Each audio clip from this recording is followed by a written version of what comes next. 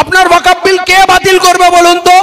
আপনি ওই দিনই ওয়াকফ বিল পাবেন, পুরনো আইনকে আবার বলবৎ করতে পারবেন। আপনাকে রাজনীতির বুকে ফিরে আসতে হবে। আপনার কোনো বন্ধু নেই। ভারতবর্ষের যত পলিটিক্যাল পার্টি পার্লামেন্টে আছে সবই ব্রাহ্মণ্যবাদী পলিটিক্যাল পার্টি। জিনিসপত্রের দাম আকাশে যাচ্ছে, হিন্দুদের কিনতে কষ্ট হচ্ছে না? আরে হিন্দুদের কিছু লোক না হলে চাকরি বাকরি করছে, হিন্দুদের মেজরিটি লোক এই দেশে লেবার অ্যাক্ট ফিনিশ করে দিয়েছে।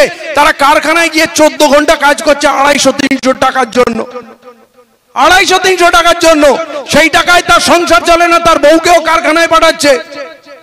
বউ কারখানায় গিয়ে অভাবে কাজ করছে, এর কাছে ওর কাছে ধার করছে, বউ হাতছাড়া হয়ে যাচ্ছে, ঘর ভেঙে যাচ্ছে। বাচ্চারা ঘরে আছে, বাপ মা থাকতে বাপ মা নেই। মুসলমানদের ঘরের মা বোন এখনো পর্যন্ত ঘরে আছে, সেই পরিমাণ বাইরে যায়নি, কিছু মানুষকে যেতে হচ্ছে। মুসলমানরা কঠোর পরিশ্রম করে কঠিন জীবনযাপন করতে পারে, কিন্তু আমার শিডিউল কাস্ট ভাইরা না, তারা এত নরম, তারা না কঠিন পরিশ্রম করতে পারে, না কঠিন পরিস্থিতিতে বাঁচতে পারে, না আমাদের মতো বুকের বল আছে, সাহস আছে। আমাদের বল কোথায়? রিস্কের মালিক তো আল্লাহ, ঠিক খাওয়াবে। আমরা বেশি টেনশন করি না, হায়াত মৌতের আল্লাহ মালিক, সে যা দেবে ঠিক আছে।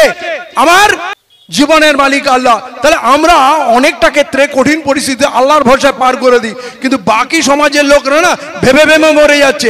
এখন নতুন ছেলেপুলেরা বলছে যে আর বিয়ে করা সম্ভব না, জিনিসপত্রের যা দাম আর রোজগারের যা অবস্থা, বউ বাচ্চাকে কি খাওয়াবো, স্কুলের ফিস দেবো কি, ইলেকট্রিকের বিল দেবো কি, গ্যাসের খরচা দেবো কি, ওষুধ পানি কি করব। এই ওষুধ 287টা ওষুধের দাম বাড়লো। ওষুধ কি মুসলমানরা খায় নাকি বাকি সবাই খায়? তাহলে জ্বালা টাকার কম, দুঃখ টাকার কম, এই দুঃখগুলোকে এক জায়গায় করতে হবে। আর এটা বলতে হবে পুরো ভারতবর্ষকে লুটে নিয়েছে, এখন ওয়াকফ সম্পত্তি লুটতে এসছে, এরপর দেবত্ব সম্পত্তি লুটবে, তারপরে খ্রিস্টান মিশনারির সম্পদ লুটবে, এরপর বৌদ্ধ মত লুটবে। ভাই এই নরেন্দ্র মোদী কারো না, অমিত শাহ কারো না, মানুষ বিষ খেয়ে মরবে এমন একটা জায়গা এসছে। এই লড়াইটাকে সবাই লড়াই করে, মঞ্চে সবাইকে এনে বসান, আল্লাহ রাসূলের তরিকা সবাইকে নিয়ে চলুন। আপনাকে অঙ্ক মেলাতে হবে, যেটা আপনার অঙ্ক মিস হয়েছে, পার্লামেন্টে আপনার লোক নেই। আমাদের ওলামারা স্বাধীনতার পর বলেছিল আমরা রাজনীতি করব না, রাজনীতি হারাম। তাহলে রাজনীতি করার জন্য বাকি লোককে দায়িত্ব দিয়ে দিলেন। আপনি জানেন পুরো ভারতবর্ষে অন্তত 65টা এমপির সিট আছে যেখানে মুসলিম মেজরিটি। সঙ্গে যদি আদিবাসীদের নেন, সঙ্গে যদি দলিতদের নেন, সঙ্গে যদি শিখদের নেন, সঙ্গে যদি খ্রিস্টানদের নেন, সঙ্গে যদি বৌদ্ধিস্টদের নেন, তাহলে পুরো সরকারই আপনার তৈরি হবে, আপনার সামনে কেউ দাঁড়াবে না। আজকে ঐক্যবদ্ধ হতে হবে। ব্রাহ্মণদের দল রয়েছে, এরা সবাই মিলে আছে, গণহত্যার ব্লুপ্রিন্ট। আজকে আপনাকে কি করতে হবে? দলিত, আদিবাসী, শিখ, জৈন, বৌদ্ধিস্ট, জাট, খ্রিস্টান সবার সঙ্গে বন্ধুত্ব করতে হবে। বন্ধুত্ব কে করবে? মুসলমানদের নেতারা করবে, আলেমরা করবে। আলেমরা তাদের সঙ্গে বসছে না কেন? এখনো মুসলমানদের সব ফিরকা আলাদা আলাদা ব্যানারে জনসভা করছে, এখনো সবাই একসঙ্গে বসলো না। অনেকে মিটিং এ উঠে বলছে যে এখন থেকে আমাদের আর মাসলাক ফিরকার ঝগড়া নেই।